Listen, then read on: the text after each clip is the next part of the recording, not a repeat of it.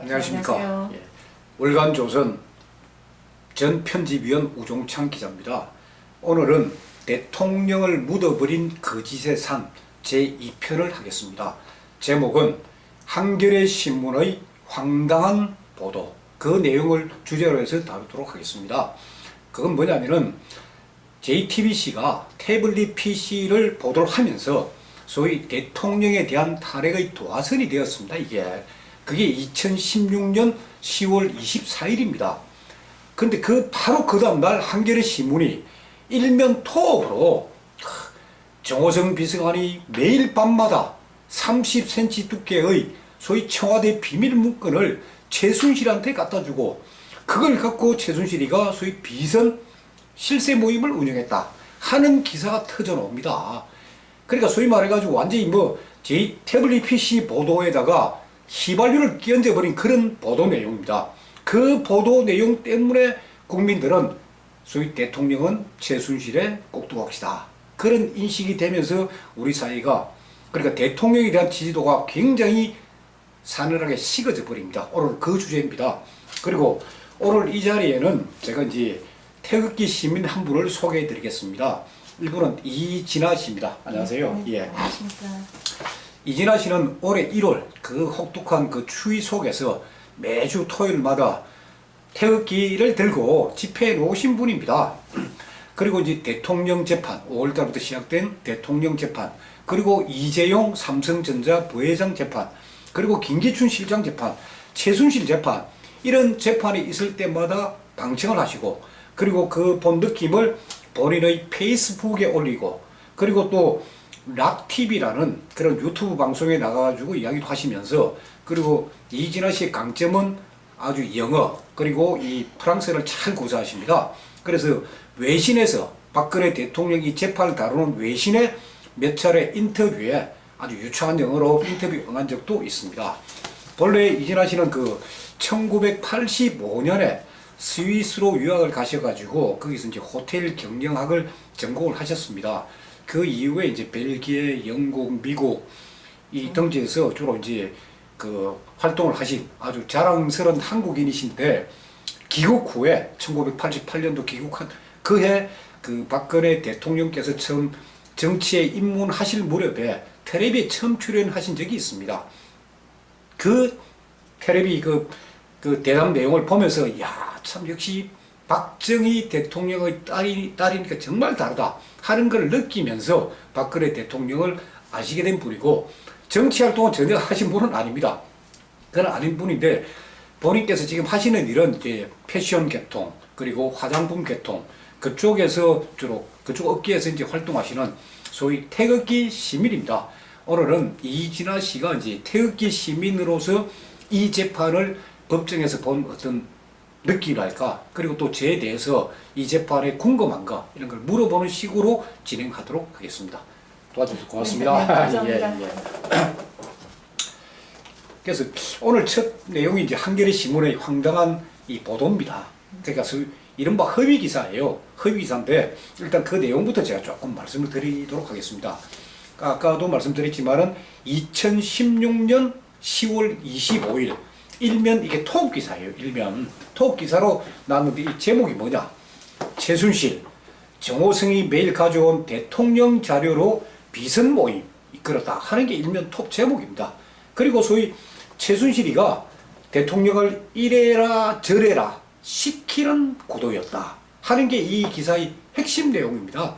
그러니까 이 기사 내용을 보고 많은 국민들이 진짜구나, 왜 한겨레 신문 보도를 했으니까 그렇게 믿게 되는 겁니다. 이게 그 제목만 가지고 그렇게 얘기를 할 수가 있는 건가요? 그렇게 보도를 할 수 있는 그 자료를 준 사람도 소개가 됐었나요? 그렇죠. 이 책의 이 기사의 내용을 딱 보면은 자, 그거예요. 이 내용들은 이성환의 진술이다. 이성환의 진술이다. 그게 따른 것이다 하는, 그게 이 기사의 핵심입니다. 그러면 이성환은 누구냐? 미르재단 초대 사무총장입니다. 이성환이라는 사람이 2016년 9월부터 9월 10월 사이에 소위 대한민국 언론에, 전 언론에 등장하면서 미르재단하고 최순실 관계, 안종범 수석에 대한 이야기, 차은택에 대한 이야기를 많이 소위 기자들하고 인터뷰한 사람인데 만약 이승환 이 진술이 거짓이라면 한겨레 신문 자체가 거짓 아닙니까? 그리고 지금 대통령 재판도 가만히 보면은 결국 김종 차관의 진술, 소위 박원호의 승마에 대한 진술, 그리고 차은택의 미르재단에 대한 진술, 이 진술들이 거짓이라면은 그 진술을 근거로 한 소위 공소장 내용, 공소 내용은 전부 다 거짓이란 이야기예요. 그래서 오늘 주제를 왜 이승환을 잡았느냐? 이승환 씨가 이런 내용을 증언을 했기 때문에 한겨레 신문은 보도를 한다고 했는데 결국 이승환 씨가 검찰 조사에서 한겨레 기자들이 허위 기사 썼습니다라고 진술을 합니다. 그러면은 저는 이해가 안 되는 게 그 기자들은 그 이승환 씨를 어떻게 접촉을 해서 그 사람 얘기를 들었으면 왜 지금 말씀하신 대로 이 사람이 왜 검찰에서 조사받을 때는 말을 바꾸게 됐는지 그 기간이 얼마나 됐길래 그렇게 말을 바꿀 수가 있었던가요? 그러니까 이승환이란 사람이 왜 미르재단 사무총장에서 직위 해제가 되었고 그 이후에 이승환이라는 사람이 고영태하고 어떤 식으로 소위 업무를 꾸며가지고 소위 최순실을 협박을 하고 그리고 난 뒤에 언론 플레이를 하게 됩니다. 그래서 고영태의 허위 폭로 동기, 이승환이라는 사람이 허위 이 진술, 이 동기는 제가 다음에 자세히 말씀을 드리겠습니다. 말씀드리는데 그 무렵에요. 2016년 9월 무렵에 한겨레 신문의 류이근 기자가 이 이승환 씨를 만납니다. 그 날짜가 나와요. 9월 7일입니다. 미르재단 바로 옆에 있는 커피숍에서 만납니다. 만나가 류이근 기자가 이승환 씨 이야기를 쫙 듣습니다. 들어보니까 이 도저히 확인도 안 되고 확인할 수도 없고 그냥 주장이에요. 그래서 류이근 기자 이승환 씨를 4번이나 인터뷰를 합니다. 9월 7일 날 하고 요 날짜가 다 나옵니다. 9월 7일, 9월 9일, 9월 17일 내가 4번 인터뷰했지만은 류이근 기자가 기사를 못 씁니다. 왜? 신뢰할 수 없는 내용이니까 기사를 못 쓰는데 이게 한겨레 신문 왜 그럼 일면톡으로 쓰느냐? 그거는 태블릿 PC입니다. JTBC에서 태블릿 PC를 보도를 하니까 한겨레 신문 특종을 놓친 거 아닙니까? 보도를 하니까 LA 사실 확인도 안 된 걸 쓰게 됩니다. 자, 그러니까 그 한겨레 신문 기사의 첫 문장이 딱 이렇습니다. 비서실세 최순실 씨가 그의 메일 청와대로부터 30cm 두께의 대통령 보고 자료를 건네받아 검토했다는 증언이 나왔다. 최 씨는 이 자료를 가지고 국정 전반을 논의하는 비선 모임을 운영했다고 한다. 이런 진술은 최 씨와 가까웠던 이승환 전 미르재단 사무총장이 9월 7일부터 9월 25일까지 모두 4차례에 걸쳐 16시간 동안 진행한 한겨레와의 인터뷰에서 일관되게 말한 내용이다. 이렇게 이제 딱 첫 문장부터 시작합니다. 시작을 하는데 웃기는 게 이 기사 제일 마지막입니다. 제일 마지막 부분을 뭐라고 해놨느냐. 한겨레 신문 이 그대로 보도 내용이에요. 자, 이승환 씨의 증언은 상식을 뛰어넘는 것이나 상식을 뛰어넘는 것이다 이거죠. 확인도 안 되고 확인할 수도 없고 기자들이 취재할 수도 없고 상식을 뛰어넘는 것이나 JTBC가 24일 방영한 최순실 씨가 연설문을 미리 열람하고 수정까지 했다는 내용과 부합하는 것이어서 보도를 하기로 결정했다는 거예요. 저는 이해가 안 되는 게 기자가 그 9월 달에 그 4번 정도 만나서 취재를 했다고 그러면 거기 나오는 사람들이 있을 거 아니에요. 그 사람들을 몇 사람만 만나볼 수도 있을 테고 이승환을 통해서 그 사람들을 소개받아서 사람들을 만나볼 수 있을 텐데 왜 그 확인을 안 하고 스스로가 말했듯이 상식을 뛰어넘은 그런 글을 왜 기자로서 취재를 안 했는지 저는 정말 이해가 안 되고 그 부분을 제가 조금 말씀드리겠습니다. 예.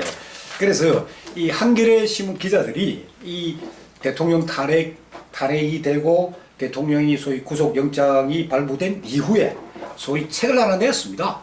소위 기자들 대통령을 끌어내리다 하는 제목의 책입니다.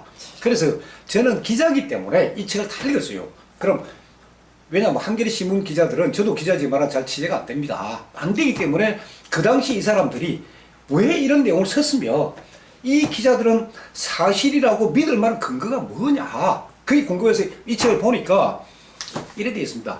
이 기사로서 류이건 기자에 대한 소개가 되어 있습니다. 류이건 기자는 2000년에 한겨레 신문에 입사해가지고 사회부, 경제부, 정치부, 국제부를 두루 거친 경력 17년의 베테랑 기자인데 류이건 기자가 확인을 해본 거예요. 열심히 확인해보니 확인이 안 되는 거예요. 그래서 류이건 기자는 소위 자신이 직접 보고 듣고 확인된 팩트가 아니면 믿지 않는 기질이 강한 기자다. 그야 뭐 기자로서 당연한 거 그렇죠. 아닌가요? 그래서 한 달간 기사를 못 쓴 거예요. 그러니까 나름대로 방금 질문했다시피 나름대로 취재를 해보니까 확인도 안 되고 이건 도저히 상식을 뛰어넘는 내용이고 그럼 기사를 안 써야죠. 안 써야 되는데 JTBC가 태블릿 PC를 팍 보도를 하니까 그냥 검증 없이 그래서 제일 마지막 판에 제가 아까 이 기사의 황당한 결론을 말씀 안 드렸습니까? 그러니까 그게 여기서부터 소위 언론의 광란이 시작이 되는 겁니다. 그러니까 이 기사가 나가고 난 뒤에 보십시오. 뭐 비선 실세 해가지고 갑자기 팔선녀가 등장합니다. 8명 팔선녀가 등장하고 뭐 호텔 신라 중국 식당 이름이 팔선이니까 뭐 거기서 모였다는 둥 그런 이야기가 나오고 거기에다가 종편들 보세요. 그 당시 TV조선, A채널, MBN, JTBC 그게 뭐 소위 뭐 정치평론가 뭐 시사 뭐 전문가 하는 사람들 나오고 이야기가 30cm 두께의 청와대 비밀 문건을 막 옆에서 본 듯이 막 이야기하니까 그 다음날 또 다른 신문을 그대로 또 인용해서 보도하고 그러니까 검증되지 않은 허위 기사를 한 언론이 보도하면은 종편의 패널들이 받아가 확대 재생산하고 그걸 다시 다른 언론이 기사인양 또 다시 쓰는 그런 악순환 그게 언론의 광란이었습니다. 그게 작년 9월부터 지금까지도 계속되고 있습니다. 그러니까 이진아 씨도 법정에 가봐서 아시겠지만은 법정에서 직접 보고 들은 내용과 신문에 보도된 내용 보세요. 그럼 갔습니까?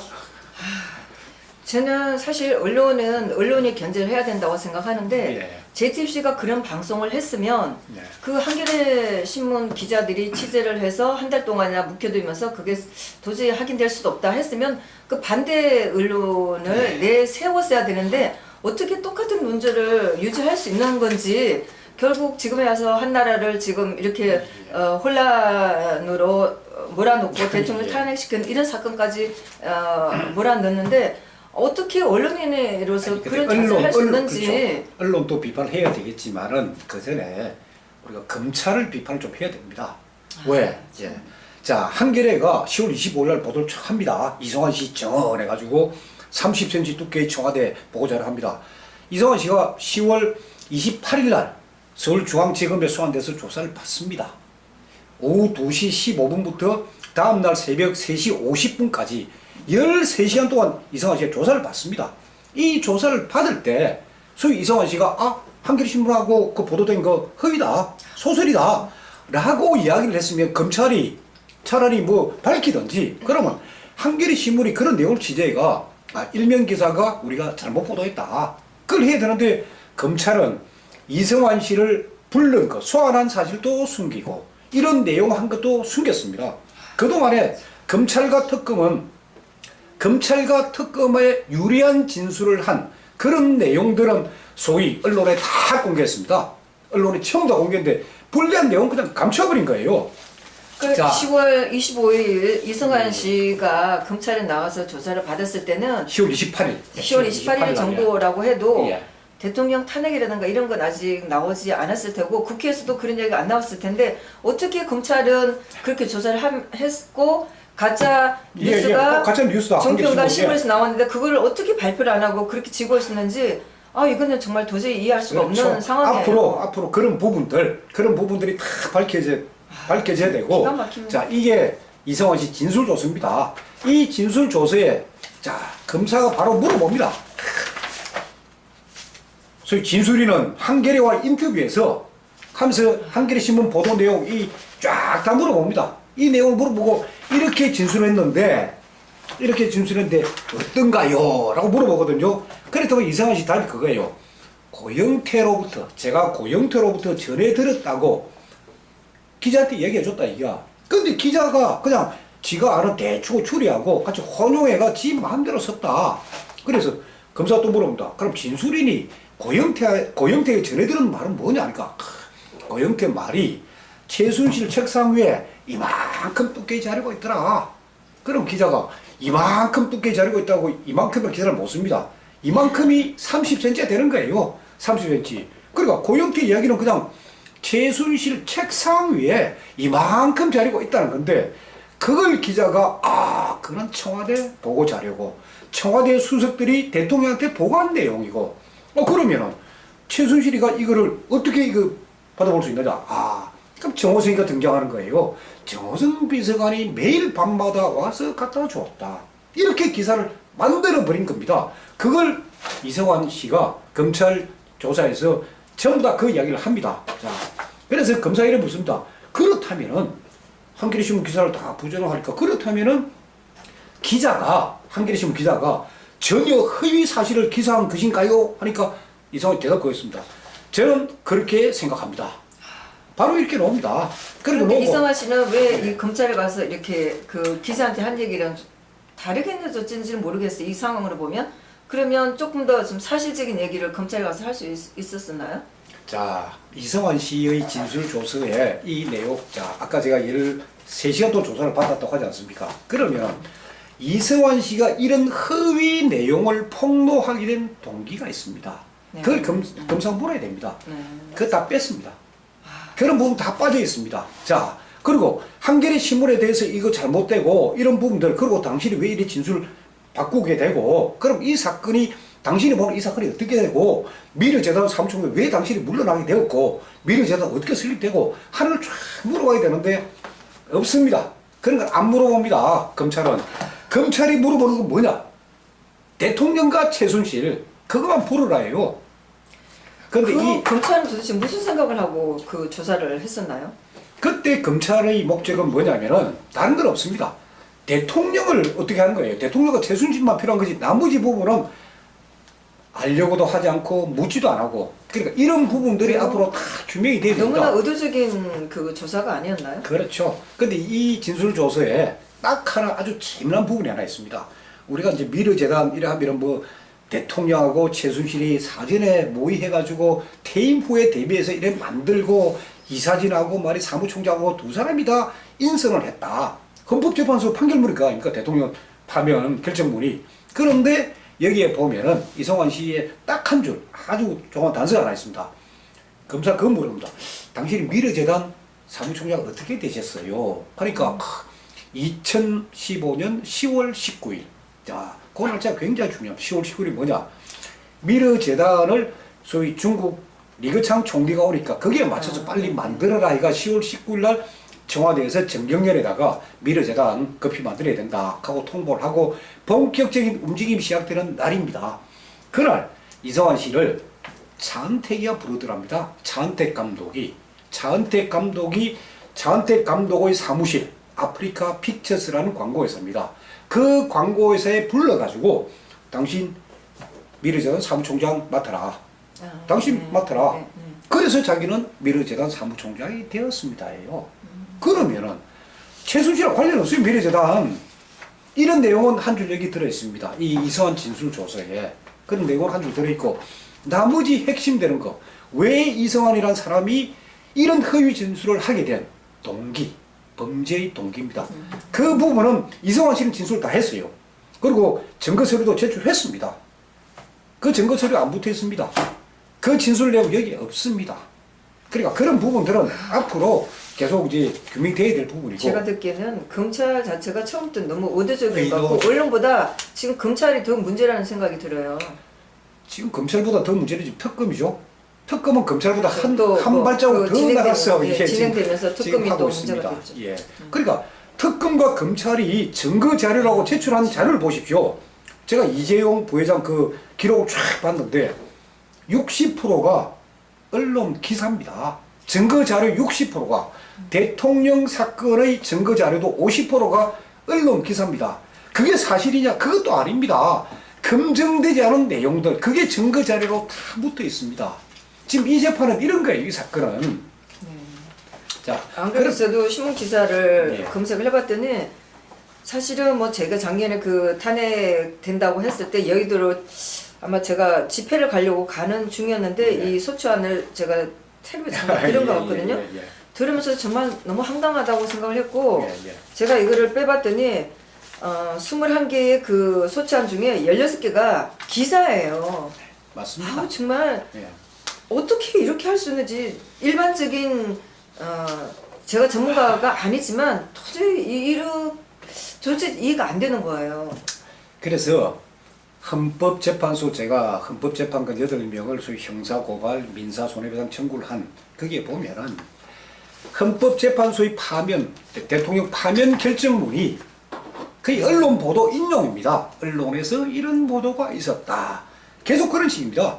그 전에 노무현 대통령에 대한 탄핵, 그 탄핵에 대해서 물론 그거는 이제 탄핵 기각이 되는데 그 결정문은 아주 법리적입니다. 법리적으로 쫙 나오는데 박근혜 대통령 탄핵에 대한 그 결정문은 언론 보도 인용 수준입니다. 그 수준이고 그리고 이제 또 이 한겨레 신문 보도 중에 그러니까 아주 잘못된 거 물론 그 부분에 대해서 이제 한겨레 기자들도 이제 잘못 시인을 하고 있는데 뭐냐면은 개성공단 폐쇄도 최순실 씨 작품이다. 이게 한때 우리 사회에 쫙 퍼졌습니다. 개성공단. 그게 한겨레 신문 이 기사예요. 비서실세 모임 기사에 이 내용이 있습니다. 그런데 이거는 이성환 씨도 한 말도 아니고 이거는 개성공단 폐쇄는 한겨레 신문과 전혀 관련이 없습니다. 이거 최순실하고 전혀 관련이 없습니다. 그러다 보니까 이 한겨레 신문이 소위 기자들 대통령을 끌어내리다는 이 책에 이 부분은 자기네들이 시인을 합니다. 우리가 그 실수를 했다. 그리고 개성공단 폐쇄는 이후 최순실의 국정농단을 드러내는 하나의 사건으로 해야 된다. 이후 이성환의 항의를 받고서야 류익원 기자는 기사에서 그 표현을 바로 삭제했지만 오보를 제대로 시행하지 못한 채 시간을 흘러갔다 해요. 아니 한겨레 신문이 일면에다가 이런 허위 기사를 보도를 했으면은 일면에다가 정정 보도를 해야지요. 왜 개성공단 폐쇄만 빼버립니까? 그래도 이 정도 뺐다는 거는 뭐 한겨레 기자들이 그래도 양심이 있다는 이야기고. 솔직히 말해서 한겨레 신문이면 신문인가요? 저는 뭐 돈 주고 보라고 해도 그런 신문 안 봅니다. 근데 한겨레 신문도 나름대로의 독자성이 있습니다. 독자성이 있고. 당연히 뭐 있겠지만. 그리고 한겨레 신문 기자들이 제가 볼 땐 그래도 다른 언론에 비해 가지고 사실관계 확인을 열심히 하고 있다는 거, 그거는 우리가 인정을 해주고 넘어가십시다. 근데 결론적으로 뭐 이 가장 그 심각한 이런 상황에서 안 했다는 게 사실이 드러났기 때문에 그 신문은 공론으로서 더 이상 자격이 없는 거죠. 그렇죠. 그래서 이제 제가 볼 때 대한민국의 진짜 진실을 알고 싶은 국민들이 해야 할 건 뭐냐. 작년 9월부터 지금 최근까지입니다. 최근까지 이 법정 재판까지 허위 보도, 언론에서 허위 보도, 그러니까 거기에는 신문도 있고 방송도 있고 종편도 있습니다. 통신도 있고 거기에서 허위 보도한 내용에 대해 가지고 각 언론사에다가 그래 이거는 허위 보도니까 자체적인 심의 과정을 거쳐 가지고 정정 보도를 하든지 아니면 삭제를 해라 기사를. 이 기사가 남아 있으면은 지금이 아니고 나중에 우리 후배 기자들이 이 기사 쓸 때 그 기사를 그대로 인용 보도를 해버립니다. 계속 도는 거예요. 그걸 막아야 됩니다. 이제는 언론의 허위 보도에 대해서 이제는 국민들이 아니 이걸 허위 보도니까 정정하라든지 삭제하라든지 그런 요구를 해야 될 그런 거라고 봅니다. 그래서 제가 오늘 한겨레 신문을 예를 든 이유는 그거고, 그리고 이제 앞으로 제가 이제 미르재단이 진짜 어떻게 설립됐고 거기에 누가 관여했고, 아까도 말씀드렸지만 고영태와 최초의 폭로자 고영태와 이성환이라는 사람이 왜 이런 걸 폭로를 하게 되었고 그런 것부터 해가. 그리고 참 우리나라 공직자들, 저는 뭐 이런 표현을 씁니다. 진짜 추악한 공직자들입니다. 그 추악한 공직자들의 법정에서 하는 그 진술 모습들, 이거는 역사의 기록으로 남겨야 된다고 봅니다. 그래서 저는 이 자리에서 나와서 이야기할 때 저는 절대 A씨, B씨 이야기 안 씁니다. 바로 그 본인의 이름, 그리고 조사했던 검사 이름, 그걸 다 밝혀야 나중에 우리 후대에서 내 이름이 역사에 기록되는구나 하는 그런 교훈이 되지 않겠습니까? 정말 저희가 그런 걸 바라고요. 예. 사실 저희 친구들하고 저희가 우병우 씨 재판에 들어갔어요. 예, 정말 예. 정말 지금 말씀하신 그런 상황이 있어서 제 친구가 뭐 크게 웃은 것도 아니고 너무 기가 막힌 웃음을 잠깐 웃었고 저는 뒤에서 한숨을 크게 쉬었는데 그거 가지고 감치 50만 원 벌금을 받았잖아요. 그럼 정말 그 인간은 저희가 기록해야 되고요. 다 어쨌거나 흥분을 하지 마시고 우리가 절대 진실을 그러니까 냉정하게 진실을 보면서 이런 사실들을 국민들한테 알리는 그런 게 필요하다고 봅니다. 감사합니다. 오늘 나와주시고 네. 굉장히 흥분하셨는데 흥분하지 마시고 자주 나오셔가지고 저희가 사실은 제가 재판에 들어가는 것도 있고 못 들어가는 것도 있어요. 그렇죠. 근데 제 스스로를 봐도 제가 재판에 들어간 그런 거 제가 굉장히 확신 있고 흥분을 하게 되는데 친구들이 들어가서 얘기해 주는 거 제가 감이 떨어져요. 그렇죠. 그걸 느끼면서 정말 재판에 안 들어온 분들은 거의 그냥 신문에 믿고 이렇게 지나갔구나 할 생각을 하면서 제가 이 흥분한 거를 제가 전해드리고 싶은 거예요. 정말 제가 봤을 때 온 국민이 와서 이 재판 한 번씩 보셔야 돼요. 그렇죠. 이게 얼마나 엉터리인지 전혀 대통령하고 상관없는 글을 가지고 지금 재판을 하고 있는 거예요. 다 오셔서 재판을 보셔야 되고 선고를 중계한다는 건 정말 의미가 없어요. 재판을 중계를 하셔야 돼요. 과정이죠. 과정입니다. 재판 과정을 중계를 해가지고 다 보게끔 해야 됩니다. 네, 하셔야 돼요. 오늘 고맙습니다. 감사합니다.